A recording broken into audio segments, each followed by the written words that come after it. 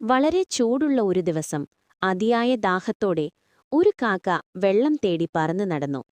ഏറെ നേരം പറന്നിട്ടും കാക്കയ്ക്ക് ഒരിടത്തും വെള്ളം കണ്ടെത്താനായില്ല. വിശ്രമിക്കാൻ പോലും വയ്യാതെ കാക്ക ആകെ തളർന്നുപോയിരുന്നു.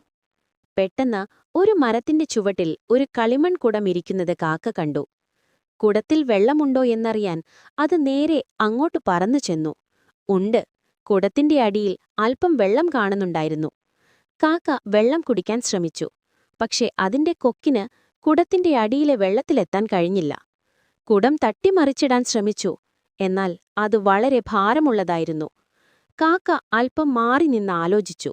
അത് ചുറ്റും നോക്കിയപ്പോൾ കുറച്ച് ചെറിയ കല്ലുകൾ കിടക്കുന്നത് കണ്ടു. പെട്ടെന്ന് കാക്കയുടെ മനസ്സിൽ ഒരു ബുദ്ധി തോന്നി.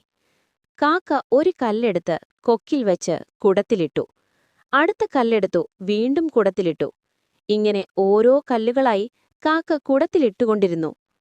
അങ്ങനെ കുടത്തിലെ വെള്ളം പതുക്കെ പതുക്കെ മുകളിലേക്ക് ഉയർന്നുവന്നു.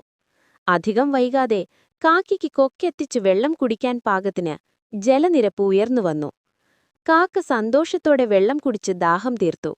എന്നിട്ട് ഉന്മേഷവാനായി അവിടെ നിന്നും പറന്നുപോയി.